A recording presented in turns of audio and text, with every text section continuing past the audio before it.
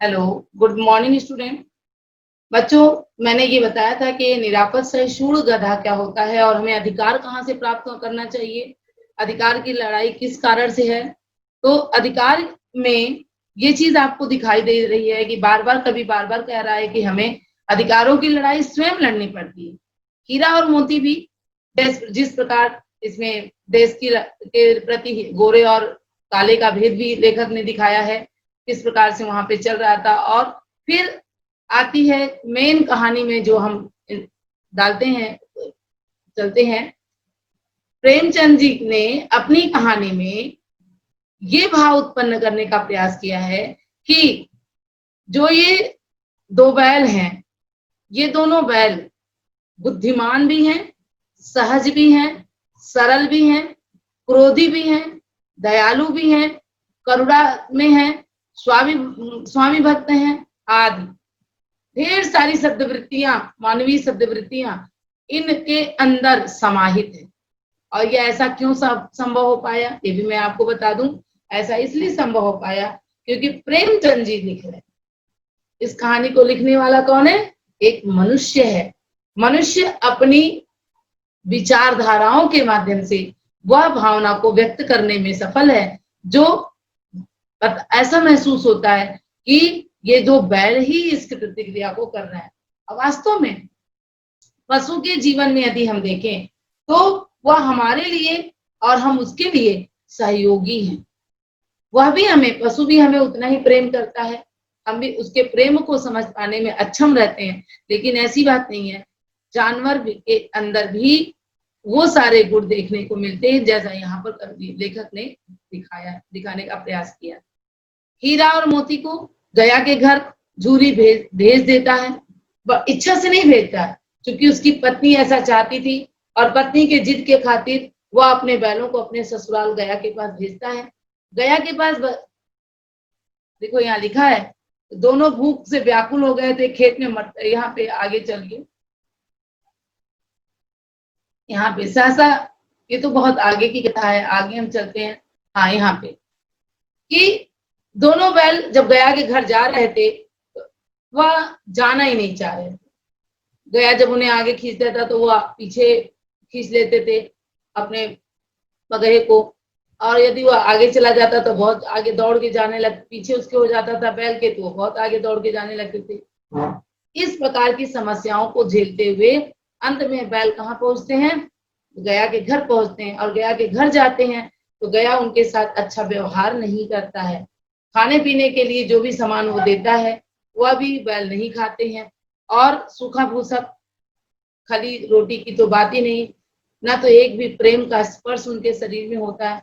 इन सारी चीजों को देखकर बैल जो है आपस में बात करते हैं कि ऐसी कौन सा मैंने कर्म किया है, ऐसा कौन सा मैंने दुख कर दिया है कि हमारे मालिक हमें इनके हाथों बेच दिए। वो अपने मालिक के घर जाना चाहते थे, और वहां पर एक प्रेम उन्हें दिखाई देता है। कौन सा प्रेम दिखाई देता है? कि उस घर में एक छोटी सी कन्या है जो उन्हें स्नेह करती थी। लेकिन इसके पहले क्या करते हैं, वो दोनों बैल भाग करके गया के घर से भाग करके अपने घर आ जाते हैं। और जब अपने घर आते हैं तो मालकिन उन्हें देख करके कामचोर कहती है, निकम्मा कहती है, इन्हें कहती है कि बैठ के इन्हें खिलाए नहीं, मैं बना के नहीं दूंगी, आदि प्रकार की चीजों को मालकिन उलाहना देती है। और झूरी को इसका कोई फर्क नहीं पड़ता। झूरी अपने बैलों को बड़ा प्यार से सहलाता है, उन्हें प्यार करता है, उन्हें गले लगाता है, और झूरी के इसी स्वभाव को प्राप्त करने के लिए बैल तरस रहते हैं उसके घर, गया के घर में। गया पुनः आता है, पुनः जोर जबरदस्ती से अब दोनों बैलों को लेके जाता है।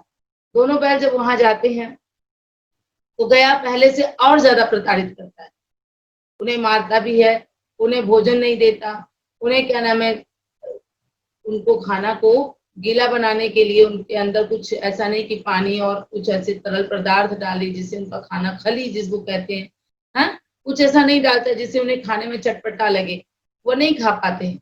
लेकिन फिर भी इसी प्रकार से अपना जीवन यापन करते हैं। दोनों आपस में बात करते हैं, हीरा और मोती, कि भाई लगता है कि यहाँ से भाग दिया जाए। और लोग कहते, दोनों मुंह में देख कर चली गई, एक उस रोटी के भूख से क्या शांत होती, दोनों के हृदय में मानो भोजन मिल गया, यहाँ किसी सज्जन का वास है। लड़की भैरव की थी, उसकी माँ मर चुकी थी, सौतेली माँ उसे मारती रहती थी, इसलिए इन बैलों से इस प्रकार की आत्मीयता हो गई थी। लड़की को आत्मीयता क्यों थी? क्योंकि उसके पास माँ नहीं थी, मातृत्व स्नेह से वह विहीन थी और उसे इन बैलों के ऊपर होते हुए अत्याचार को देखकर पीड़ा होती थी। उसे ऐसा महसूस होता था कि ये दोनों बैल जो हैं, यदि इनके जीवन में प्रेम का संचार होगा तब उसका एकमात्र कारण है कि वह यहाँ से इन्हें भगा दिया जाए।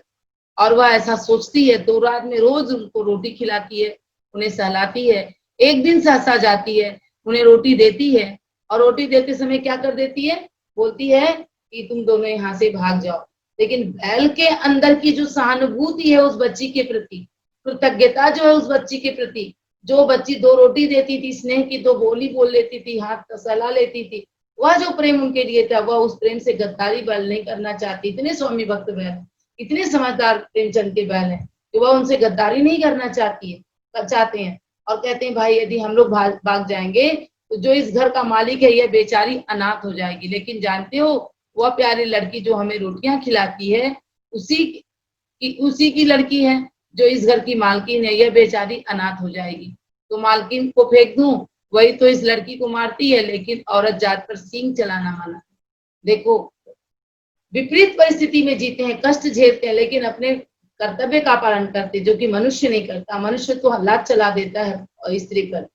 और लेकिन वह कहते हैं कि बैल दोनों क्या कहते हैं प्रेमचंद के कि स्त्री जात पर को हाथों से स्त्री जात को नहीं मारना चाहिए। लेकिन पुरुष, ये जो समस्या है ये इसलिए लेखक ने उठाने का प्रयास किया क्योंकि स्त्री की दीनता का वर्णन भी इसने किया है। स्त्री को पुरुष जो है स्त्री को दीन भावना से देखता है, उसे मारता है, जो कि यह ऐसा करना नहीं चाहिए। क्योंकि जब जानवर ऐसा नहीं करते तो मनुष्य को भी ऐसा नहीं करना चाहिए। मनुष्य क्या जानवर से निकृष्ट?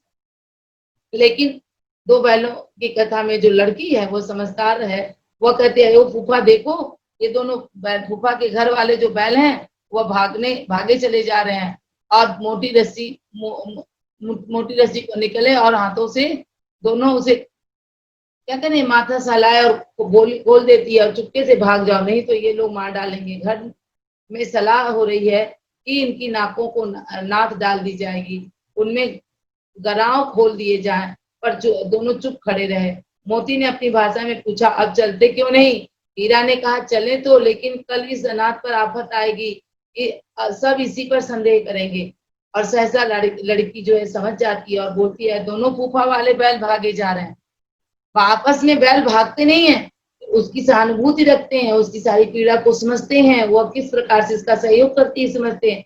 इस कृतज्ञता में के कारण वह उसके कर्म से बच चुके थे, वह उसे परेशानी में नहीं डालना चाहते हैं। लेकिन बच्ची ऐसा करती है, इन्हें स्वयं आबाद कर देती है, खोल देती है और दोनों बैल वहां से भागते हैं। और जब वहां से भागने लगते हैं, बैलों को घूरा जाने के लिए पीछे से लोग दौड़ते हैं, लेकिन बैल दोनों हाथ में नहीं आते हैं। बहुत दूर दौड़ने के बाद, चलने के बाद दोनों बैलों को क्या मिलता है? एक हरा भरा खेत मिलता है। उस खेत में वह चरने लगते हैं और आपस में बात भी करते हैं। दोनों परिचित मार्ग, यहाँ पता नहीं नए नए गांव मिलने लगे। बस वहां पे जब वो जाने लगे दौड़ने लगते हैं और बहुत नए नए गांव मिलते हैं और उन्हें अपना गांव भूल जाता है। बैल ही तो थे, हम भी भूल जाते हैं, बैल भी भूल जाते हैं अपना गांव। फिर यहाँ पे फिर बोल रहे, हीरा ने कहा मुझे मालूम होता रहा भूल गए हैं, तुम भी बेतहासा भागे, वही उसे मार गिराना था। उसे मार गिराते तो दुनिया क्या कहती? वह अपना छोड़ दे, लेकिन हम अपना धर्म क्यों छोड़े? व्यक्ति को विपरीत परिस्थितियों में अधर्म करने का मन करता है, लेकिन ये दोनों बैल जो हैं आदर्श बैल हैं, ये प्रेमचंद के आदर्श बैल हैं। उस आदर्श सामाजिकता का बोधक है ये बैल। और कहते हैं कि हम अपने आदर्श को क्यों छोड़ें? भाई वह मालिक होकर हमारी तृप्ति नहीं कर सकता, हमें मारता है, हमें परेशान करता है, लेकिन हमारा तो मालिक है, हम उसे क्यों मारे?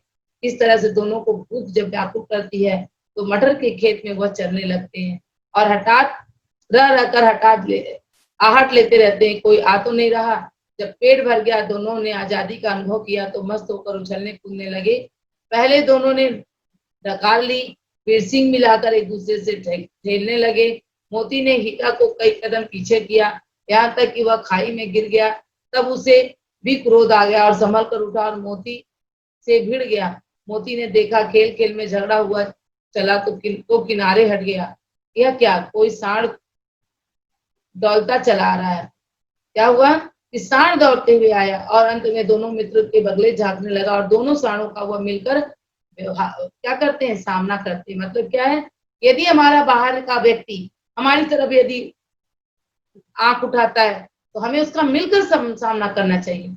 अगर वो बहुत बलशाली है तो हम अगर कमजोर है तो मिल जाए तो हम उसे परास्त कर लेंगे। लेकिन यदि हम ही फूट डाल दें एक दूसरे उसके विपरीत चले जाएं तो हार किसकी होगी, हमारी होगी। और वह सांड हमारे घर में आकर क्या करेगा, हमारी दुर्दशा करेगा। यही तो हुआ था, हमारे देश की आजादी कैसे छिन्न हुई, क्योंकि हम विदेशियों को अपने घर में शरणागत बना दिए। इस तरफ ही लेखक का संकेत है। इस प्रकार से दोनों बैल कांजी हाउस में पहुंच जाते हैं। बहुत सारी चीजें आती हैं, कांजी हाउस में पहुंच जाते हैं।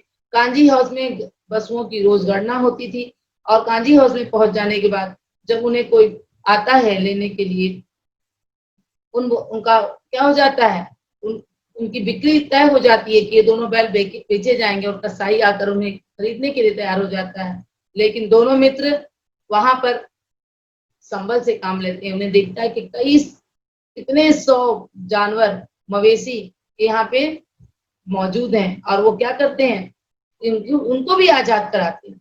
सींग मार मार करके वो होल कर देते हैं, उसके लिए उन्हें दंड भी किया जाता है। दोनों बैल वहां खड़े रहते हैं। चाहते तो मोती को छोड़कर हीरा जा सकता था, लेकिन हीरा कहा नहीं, मैं अपने मित्र को छोड़ करके नहीं जाऊंगा। क्यों नहीं जाऊंगा, क्योंकि सारे जितने वहां पशु कांजी हाउस में थे सबको तो हीरा और मोती ने अपने सींग से दीवार को तोड़ करके जो होल बनाया, यहाँ तक कि गधे को अपनी सींग से ढकेल करके बाहर निकाल दिया। लेकिन लेकिन हीरा को कहा कि हम नहीं जाएंगे। क्यों, क्योंकि हम अपने मित्र को छोड़ करके हम नहीं जा सकते। इस प्रकार से वह न भागे और मोती अपने मित्र को की रस्सी तोड़ने में लगा हुआ था। जब हार गया तो हीरा ने कहा तुम जाओ, मुझे यहीं पड़े रहने दो, शायद कहीं भेंट हो जाए। मोती ने आंखों में आंसू लाकर कहा तुम इतना स्वार्थी समझते हो हीरा, हम और तुम इतने दिनों के साथ रहे हैं, आज तुम विपत्ति में पड़ गए तो मैं तुम्हें छोड़कर अलग हो जाऊं। मतलब क्या, कि सच्चा मित्र वही है जो विपत्ति में भी साथ दे। लेकिन मनुष्य क्या करता है, अवसर पाते ही मित्र को छोड़ करके दूसरा मित्र बना लेता है। और अंत में दोनों बैल दड़ियल के पास पहुंच जाते हैं और दड़ियल उन्हें जब लेकर के चलता है तो दोनों बैल उनके पीछे पीछे हो जाते हैं। और कई दूर जाने के बाद अचानक इनके अंदर एक चीज दिखाई देती है कि किस प्रकार से उनका गांव, उनका सड़क, उनका माहौल, उनकी चरनी, उनका बहुत सारी चीजें उन्हें याद आने लगती है। अरे ये तो मेरा गांव है। और जब उनको अपना गांव याद आ जाता है, वो अपने गांव के एकदम सटीक पहुंच जाते हैं, तो वह दोनों दड़ियल को धक्का मार देते हैं और वहां से दौड़ते हुए इसके पास चले जब पहुंच जाते हैं, अपने मालिक के पास। अपने मालिक के पास पहुंचते हैं, मालिक उन्हें हठात देखता है और बड़ा खुश होता है। दुर्बल हो गए हैं। मुंशी प्रेमचंद जी कहते हैं कि इन दोनों बैलों को देखकर दोनों इतने दुर्बल होते कि उठाने तक नहीं। वो तो कांजी हाउस में जब थे उनकी स्थिति बड़ी बुरी थी। अंत में दोनों बैल क्या करते हैं, तो अपने मालिक मवेशी खाने से नीलाम किए जाते हैं। और जब वह गुस्से में मार न बैठो, अब न आएगा तो दूर से ही खबर लूंगा, देख लूं ले जाता कैसे है, जो गोली मरवा दे मर जाऊंगा पर इसके काम ना आऊंगा। हमारी जान को कोई जान नहीं समझता, इसलिए कि हम इतने सीधे हैं। जरा देर में नादों में खली भूसा चोकर दाना भर दिया और दोनों मित्र लगे। झूरी खड़ा देव दोनों को सहला रहा था और वह उनसे निपट गया। झूरी की पत्नी भी भीतर से दौड़ी दौड़ी आई और उसने आकर दोनों बैलों के माथा को चूम लिया। लेकिन क्या कहना चाहता है कि जब वो दड़ियल उनको ले जाना चाहता है तो वो उसका सामना करते हैं, सींग मारते हैं, उनको पछाड़ देते हैं। और ऐसे दृश्य को देखकर गांव वाले सभी क्या करते हैं, स्तब्ध हो जाते हैं और सब नजारा देखते रहते हैं। कितना बेहद नजारा है। और वहां आत्मीयता आती है। हीरा अपने झूरी अपने बैलों को देख करके मग्न होता है। उनको भूसा, खली, चोकर आदि आटे की भूसी उसको डाल करके, चोकर आटे की भूसी को कहते हैं, आटा जो चालते हैं ना रोटी बनाते समय उसको चोकर कहते हैं, जो मोटा पदार्थ बच जाता है वो सब डालते हैं और उसे खिला करके उसके गले को, हाथ को, शरीर को सहलाते हैं। और झूरी की पत्नी भी उन बैलों के पास आती है और उसे भी स्नेह उमड़ जाता है, अपने बैलों के प्रति उसे चूम लेती है। इस प्रकार से ये कहानी एक मानवीय संबंध की कहानी है कि किस प्रकार से एक मनुष्य को विपरीत परिस्थिति में भी अपने मालिक का साथ नहीं छोड़ना चाहिए, अपने परिवार का साथ नहीं छोड़ना चाहिए, अपने मित्र का साथ नहीं छोड़ना चाहिए, अपने आजादी के लिए अपने ऊपर होते हुए अत्याचार के विरुद्ध स्वयं खड़ा होना चाहिए। इस प्रकार से यह कहानी हमें बहुत सारे संदेशों के साथ पूरित करती है जो हम आपके समक्ष प्रस्तुत कर पाए।